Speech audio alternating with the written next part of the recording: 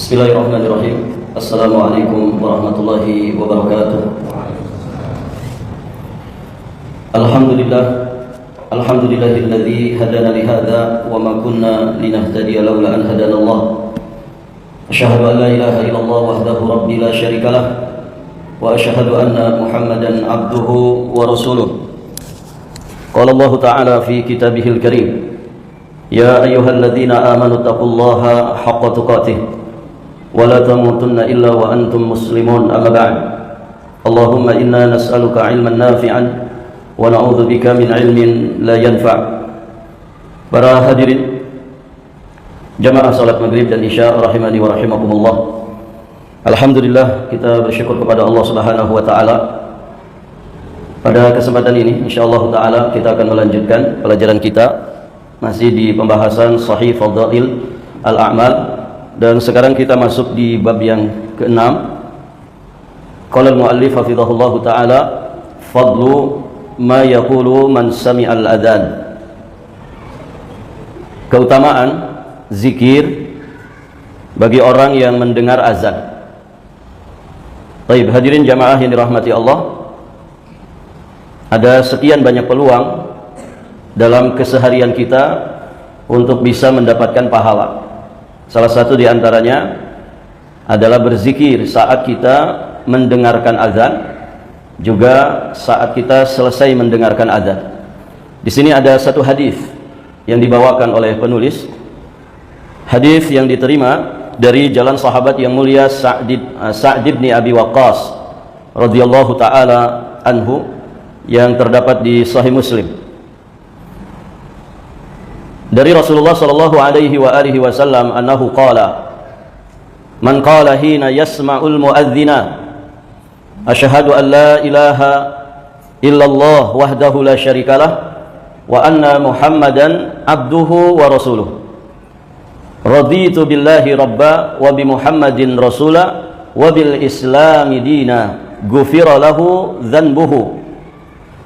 Bahwasanya Nabi Shallallahu Alaihi Wasallam bersabda, barang siapa yang ketika mendengar muadzin mengumandangkan azan, lalu dia membaca zikir ini, yakni asyhadu an la ilaha illallah wahdahu la syarikalah wa anna Muhammadan abduhu wa rasuluh, kemudian ditambah raditu billahi rabba wa bi Muhammadin rasula wa bil islami dina. Aku bersaksi bahwa tidak ada ilah, tidak ada sesembahan yang berhak disembah dengan sebenar-benarnya selain Allah yang Maha Esa, tidak ada sekutu baginya, dan aku bersaksi bahwa Muhammad adalah hamba dan utusannya.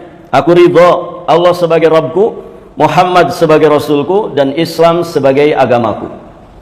Maka apa kata Nabi yang membaca zikir ini saat mendengar muadzin? Kata Nabi SAW, ghufira lahu dzanbuhu, maka niscaya dosanya itu diampuni. Baik, hadirin jamaah yang dirahmati Allah, di sini penulis memberikan penjelasan.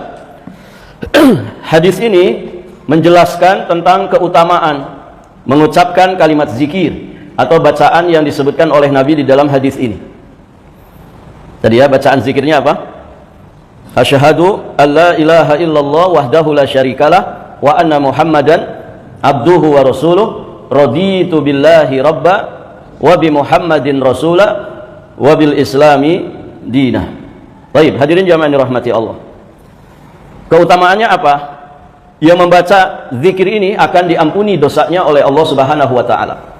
Kemudian para ulama menjelaskan tentang bacaan zikir ini, kapan diucapkan, kapan dibaca.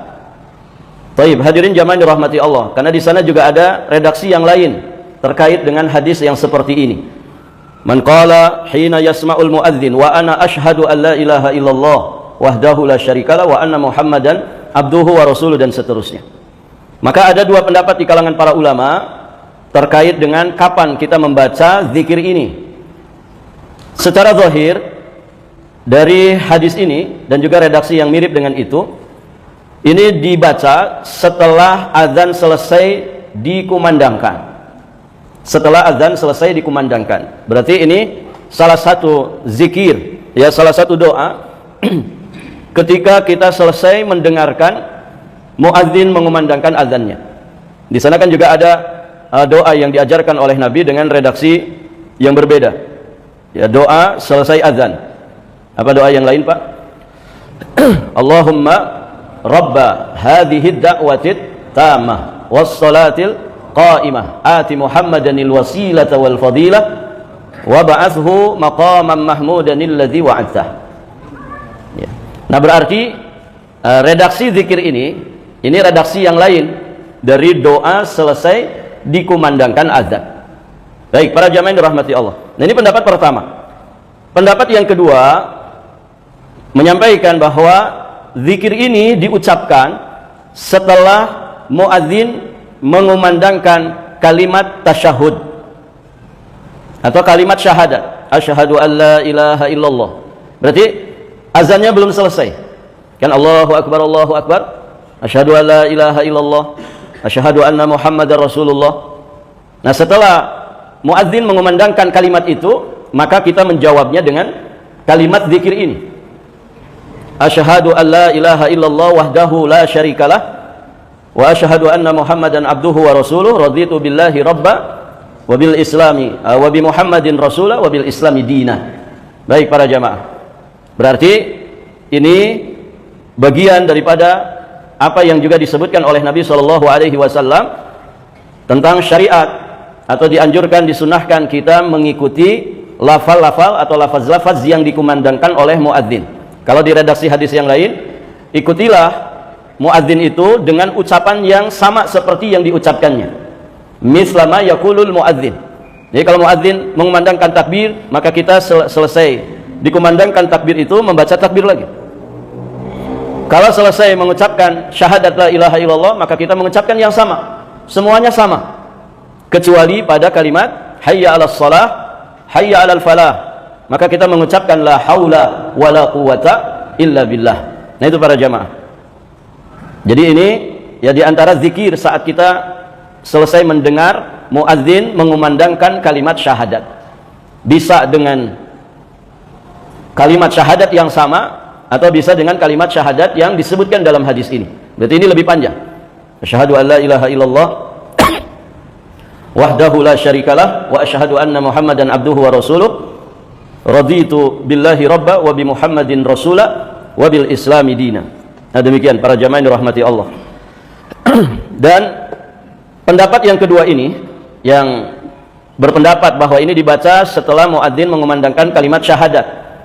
Nah, di antara yang berpendapat dengan pendapat ini adalah Imam An-Nawawi rahimahullahu taala dalam kitabnya Syarah Sahih Muslim. Baik, para jamaah yang dirahmati Allah. Ya, pada dasarnya dua pendapat ini tidak saling bertentangan. Mau dibaca saat muadzin selesai mengumandangkan kalimat syahadat, atau dibaca selesai muadzin dari semua lafaz azannya, ya pada dasarnya tidak masalah. Ini bagian daripada zikir ya yang dianjurkan, yang disyariatkan terkait dengan kumandang azan dari muadzin. Baik, para jamaah. Kemudian beliau sampaikan di sini, siapa yang mengucapkan bacaan zikir tersebut, niscaya akan diampuni dosanya. Kita sering menjelaskan bahwa amal-amal yang dijelaskan fadilahnya akan terampuni dosa orang yang melakukannya, ini lebih terkait kepada dosa-dosa kecil. Adapun dosa-dosa besar tidak akan terhapus kecuali dengan taubat nasuha. Dosa-dosa kecil bisa terhapus oleh amal-amal kebaikan yang lain. Tapi dosa besar harus dengan taubat. Contoh ya, yang menghapuskan dosa-dosa kecil ya selain zikir-zikir seperti ini, ya misalnya Nabi mengatakan as-shalawatul khamsu. Ya, salat 5 waktu, satu salat dengan salat yang lainnya. Kemudian satu Jumat ke Jumat berikutnya, satu Ramadan ke Ramadan berikutnya, di redaksi yang lain satu umrah kepada umrah berikutnya, itu mukaffirat. Menjadi kafarat, menjadi penggugur dari dosa-dosa yang terjadi di antara keduanya. Yang dimaksud adalah dosa-dosa kecil. Ini diketahui dengan kalimat setelahnya, idzajtunibatil kabair. Apabila dosa-dosa besar itu dijauhi. Artinya dosa besar itu tidak bisa digugurkan kecuali dengan taubat nasuha. Baik, para jamaah yang dirahmati Allah. Jadi dosa besar tidak akan diampuni kecuali dengan bertaubat. Begitu juga dosa yang berkaitan dengan hak sesama manusia.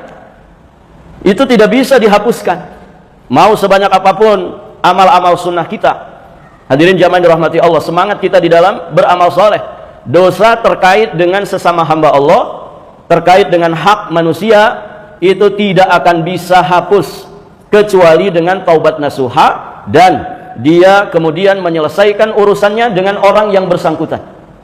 Nah, ini ngerinya dosa kezaliman, dosa yang terikat dengan hak sesama manusia.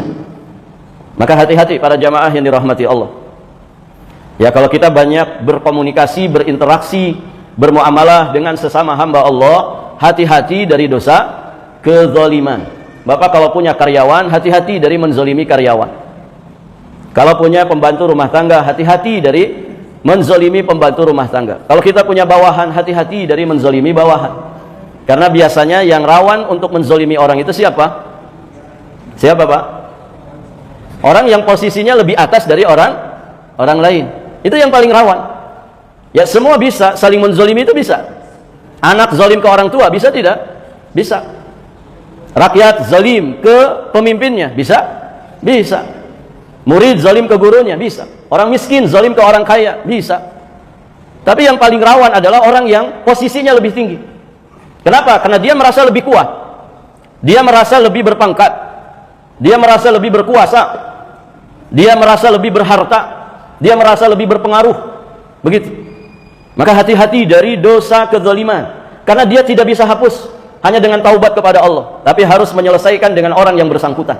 Tidak selesai di dunia, berarti nanti di persidangan akhirat. Nasallallahu alaihi wal afiyah. Baik, hadirin jamaah yang dirahmati Allah. Jadi dosa besar tidak akan diampuni kecuali dengan taubat. Begitu juga dosa yang berkaitan dengan hak sesama manusia tidak akan bisa dihapuskan kecuali dengan minta kerelaan dari orang yang bersangkutan atau dengan mengembalikan haknya. Baik, hadirin jamaah yang dirahmati Allah. Berikutnya beliau sampaikan di sini, bagian daripada lafaz zikir yang ada di dalam hadis ini ada terkait dengan keridhaan kita kepada Allah sebagai Rabb kita, keridhaan kita kepada Nabi Muhammad sebagai Rasul kita, dan keridhaan kita kepada dinul Islam sebagai agama kita. Baik, para jamaah dirahmati Allah. Di sini beliau sampaikan bahwa disamarkannya bentuk keridhaan yang dimaksud di dalam hadis ini, apakah cukup dengan hati saja ataukah dengan pengamalan anggota badan, ini merupakan salah satu bentuk keindahan dan kedalaman bahasa yang disampaikan oleh Nabi Shallallahu Alaihi Wasallam. Ya, sehingga di sini ya tentu ada dorongan untuk kita itu betul-betul menggali apa yang disampaikan oleh Nabi ini. Sebetulnya ridho di sini apa? Apakah cukup dengan ridhonya hati, ataukah harus juga dibarengi dengan keridhaan berupa tindakan pengamalan anggota badan? Kalau diucapkan jelas diucapkan, karena ini bagian daripada lafaz zikir. Baik para jamaah, maka beliau sampaikan di sini, sebenarnya bentuk keridhaan dalam hadis ini itu meliputi 3 keridhaan sekaligus. Jadi ridhonya kita kepada Allah, ridhonya kita kepada Nabi Muhammad, ridhonya kita kepada Islam, itu dengan 3 rukunnya. Pertama dengan hati, yang kedua dengan lisan, kemudian yang ketiga dengan praktek anggota badan kita. Artinya tidak cukup ridho kepada Allah, kepada Nabi, juga kepada Islam itu hanya dengan hati saja. Harus diungkapkan dengan lisan, juga harus dibuktikan pada praktek amalan anggota badan. Hadirin jamaah yang dirahmati Allah. Jadi kita yakini, kita ridhai Allah sebagai sesembahan kita. Lisan kita pun mengucapkannya dengan 2 kalimat syahadat itu. Kemudian tingkah laku perbuatan kita juga mencerminkan orang yang ridho kepada Allah, mencerminkan orang yang ridho kepada Nabi Muhammad sebagai Rasulnya, dan ridho kepada Islam. Jadi lahir batin kita ridho kepada 3 perkara ini. Dan para jamaah, 3 perkara ini yang nanti akan menjadi ujian dan pertanyaan kita di alam kubur. Nanti di alam kubur kita akan difitnah, kita akan diuji oleh malaikat mungkar dan nakir terkait dengan 3 perkara ini. Man rabbuka, siapa Tuhanmu, siapa sesembahanmu, wa man nabiyuka, siapa nabimu, wa madinuka, dan apa agamamu.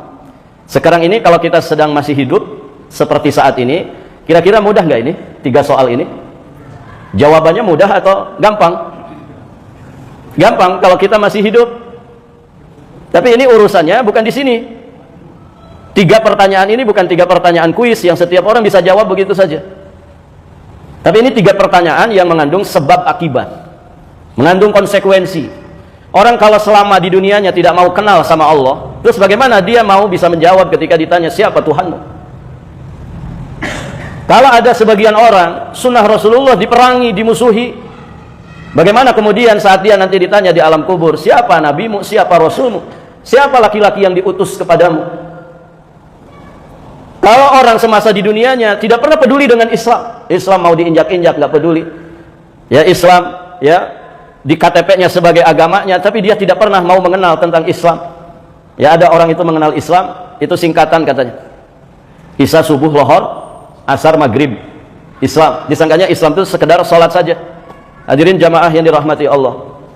Bagaimana orang seperti itu saat nanti dia di alam kubur, dia bisa menjawab pertanyaan malaikat ketika ditanya, apa agamamu? Hadirin jamaah yang dirahmati Allah. Artinya 3 makrifat ini ilmu yang paling mendasar di dalam hidup dan kehidupan kita. Ma'rifatullah, ma'rifatun Nabi, ma'rifat dinil Islam. Kita wajib makrifat kepada Allah, makrifat kepada Nabi, dan makrifat kepada dinul Islam. Dan setiap pagi ya kita diajari untuk mengungkapkan ridho kita kepada Allah, kepada Nabi, juga kepada Islam. Ini kan bagian daripada zikir pagi dan petang. Raditu billahi rabba wa bil islami dina wa bi Muhammadin nabiyyan wa rasula. Nah itu para jamaah yang dirahmati Allah. Jadi dengan 3 rukunnya, tidak cukup dengan hati.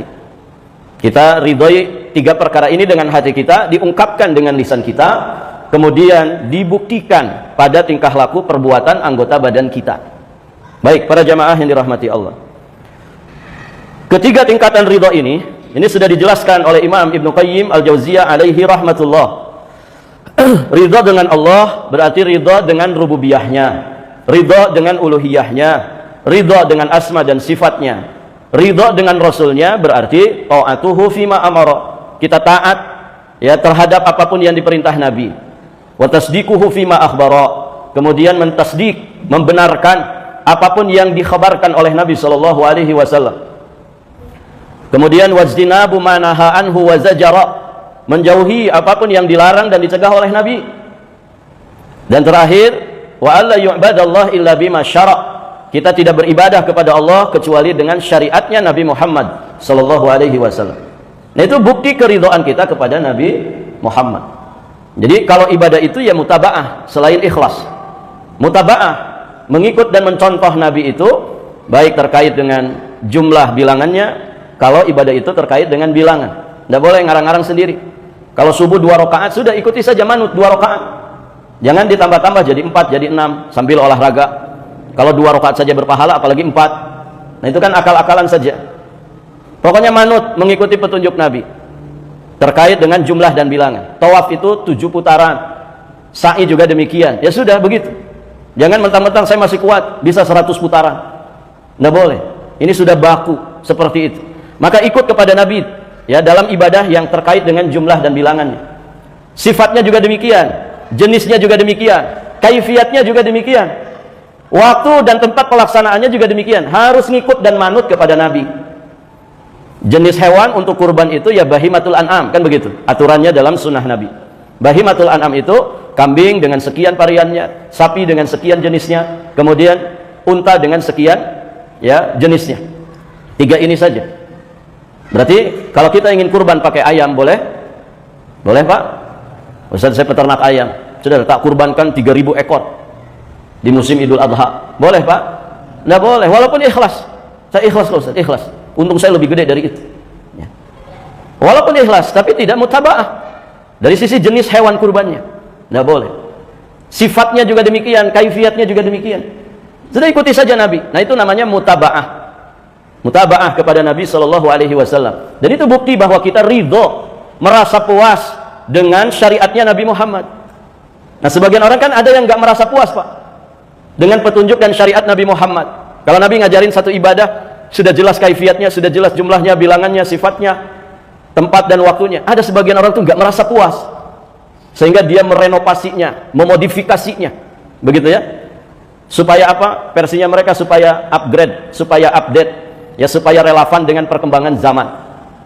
Nah, ini tidak boleh dalam syariat. Kalau dalam urusan dunia silahkan. Urusan dunia silahkan para jamaah. Di zaman Nabi nggak ada model begini. Nah, sekarang kita pakai gini supaya lebih efektif. Tidak ada masalah.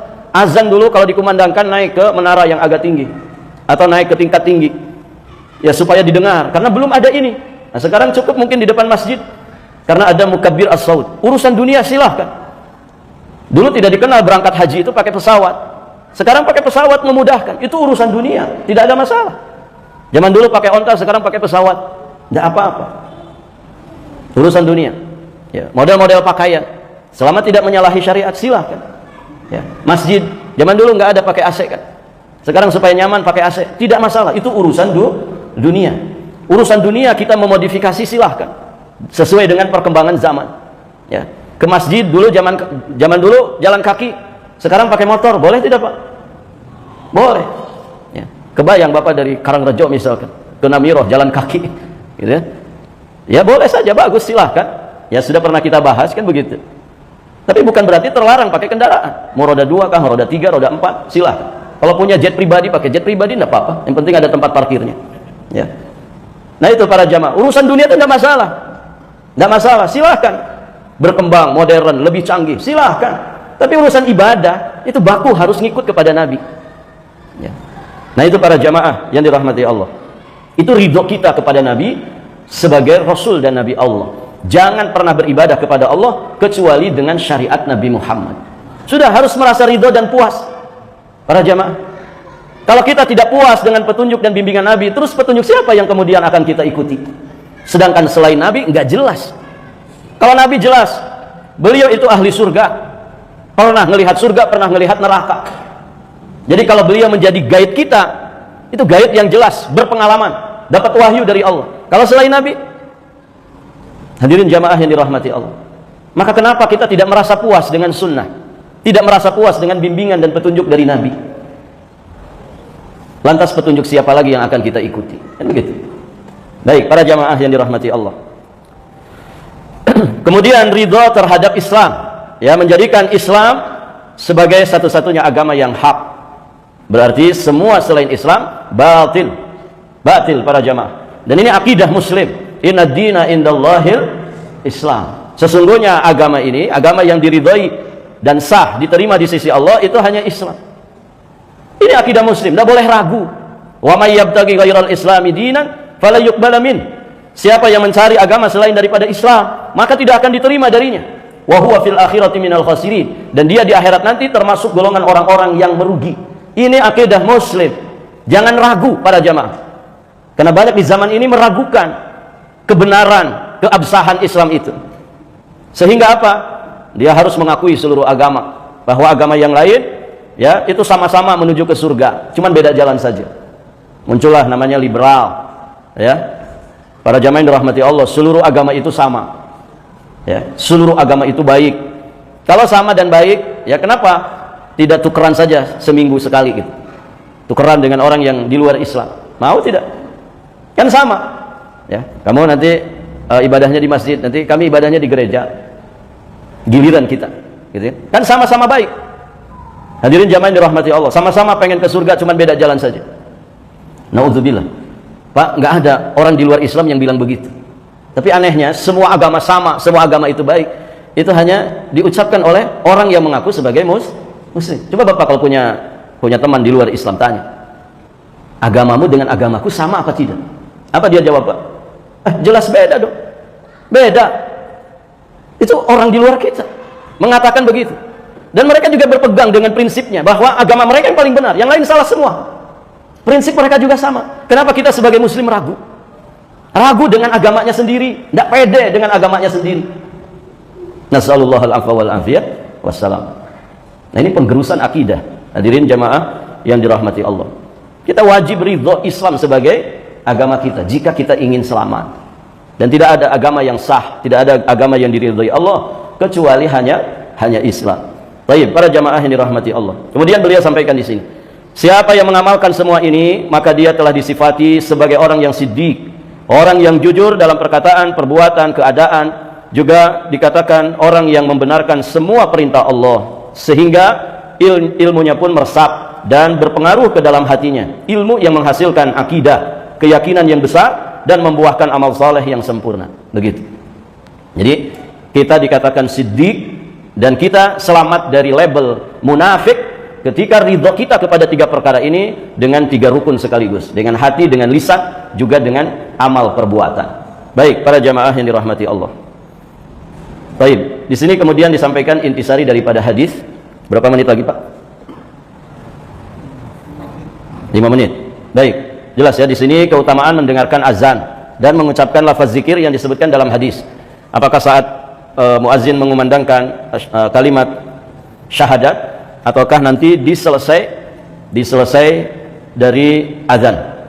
Dua-duanya insya Allah bisa dipraktekkan. Kemudian di sini bagaimana kasih sayang Allah, pedulinya Allah untuk mengampuni dosa hambanya dengan membukakan pintu-pintu ampunan. Masya Allah.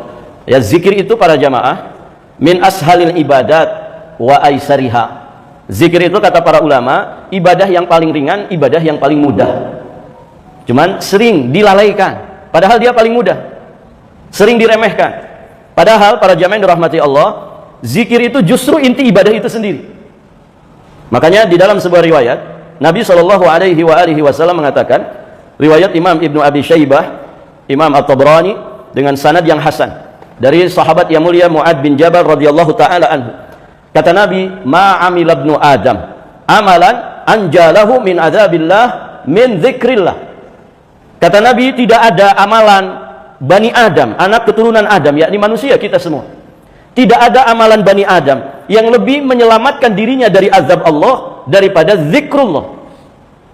Amalan yang menyelamatkan manusia dari azab Allah itu banyak. Tapi amalan yang paling menyelamatkan dari azab Allah itu zikrullah. Zikir, Pak. Masya Allah ya. Tapi betapa banyak orang yang melalaikan zikir. Padahal zikir itu amalan paling ringan. Kenapa paling ringan? Kenapa, Pak?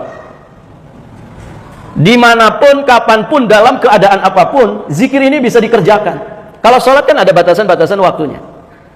Hadirin jamaah dirahmati Allah. Kita haji ada waktunya, kita puasa ada waktunya. Tapi zikir ini setiap saat, setiap waktu, setiap keadaan, setiap tempat. Hanya sedikit saja lisan kita terhalang dari zikir. Saat kita di dalam toilet, saat kita buang hajat, tidak boleh lisan kita zikir. Kemudian saat berhubungan badan dengan pasangan, begitu kata Imam Ibnu Qayyim Al-Jauziyah. Hanya di 2 keadaan itu saja. Sisanya semua bisa pakai zikir. Bapak sedang berkendaraan, Bapak sedang berjalan, sedang berlari, sedang di darat, sedang di laut, sedang di udara, kapanpun, dimanapun, sedang sakit, sedang sehat, apalagi sedang miskin, apalagi sedang kaya, zikir itu bisa diamalkan. Bisa diamalkan di segala keadaan, di setiap waktu dan tempat. Makanya dia paling menyelamatkan manusia dari azab Allah. Kenapa? Setidak-tidaknya ada 2 alasan kata para ulama. Selain alasan tadi, bahwa dia amalan paling ringan, bisa dikerjakan dimanapun, dalam keadaan apapun, ya, dan di waktu kapanpun. Kemudian alasan berikutnya, karena tujuan utama dari seluruh ibadah supaya manusia itu mengingat Allah. Ya kan, Pak? Kita sholat itu apa fungsinya sholat? Wa aqimis sholata lidzikri, dan dirikanlah sholat untuk mengingatku. Kita wudhu, sebelum wudhu ada bismillah, kan begitu. Selesai wudhu ada lagi zikirnya, ada lagi doanya. Kita mau ngapain saja, selalu ada bimbingan zikir dan doa. Ibadah apapun pasti ada zikir di dalamnya. Ibadah apapun, para jamaah. Dan itu fungsi daripada zikir, menjadi tujuan dari seluruh ibadah yang ada, mengikatkan dan mengaitkan manusia saat mereka menjalankan kehidupannya dengan Allah. Kemudian yang berikutnya kata para ulama, zikir itu menjadi hal yang terpenting dalam satu ibadah, karena dia akan menentukan kualitas daripada ibadahnya itu. Nabi itu pernah ditanya, ayyus shaimin a'dhamu ajran, puasanya siapa yang paling gede pahalanya? Kemudian juga beliau ditanya, jihad siapa yang paling gede pahalanya? Nabi juga ditanya dengan pertanyaan-pertanyaan yang mirip, zakatnya siapa yang paling besar pahalanya? Sedekahnya siapa yang paling gede pahalanya? Jawaban Nabi sama, aktsaruhum lillahi ta'ala dzikran, yang paling banyak zikirnya di kalangan mereka. Yang paling banyak zikirnya itu yang paling besar pahalanya. Makanya orang yang sholat khusyuk, ingat kepada Allah, dengan yang sholatnya ngeblank, yang diingat malah dunia, dunia lagi, urusan dunia lagi. 4 rakaat itu dunia saja isi. Dengan yang khusyuk, dia bisa meresapi bacaan imam, bahkan sampai menangisi bacaan imam, saking merdunya, dan ayat-ayat yang dibaca misalkan ayat-ayat yang menyentuh hatinya. Nah, itu kan berbeda dengan yang sholatnya ngeblank, ngelamun aja dalam sholatnya. Hadirin jamaah yang dirahmati Allah, itu berbeda kualitasnya. Kenapa? Yang satu zikrullah, yang satu tidak. Puasa juga sama, haji, zakat, semua ibadah, ketika diikutkan zikrullah di dalamnya, menjadikan ibadah itu semakin berkualitas. Kalau ibadah kita semakin berkualitas, berarti peluang pahalanya pun semakin besar. Nah, itu para jamaah. Kan kalau ada kualitas itu ada nilai. Ada kualitas, ada nilai. Para jamaah. Sederhana mungkin amalan itu, kalau berkualitas, maka pahalanya bisa mengalahkan pahala amalan-amalan besar ya yang dikerjakan oleh orang-orang yang amalnya tidak berkualitas. Begitu. Barakallahu fikum. Alhamdulillah, ini sudah selesai kita bahas. Insyaallah taala nanti di kesempatan berikutnya kita akan membahas keutamaan berdoa di antara azan dan iqamah. Insyaallah ahad depan kita lanjutkan lagi. Barakallahu fikum. Akhiru da'wana alhamdulillahirabbil alamin. Wallahul muwaffiq ila aqwamit thoriq. Subhanakallahumma bihamdik asyhadu an la ilaha illa anta astaghfiruka wa atubu ilaik. Assalamualaikum warahmatullahi wabarakatuh.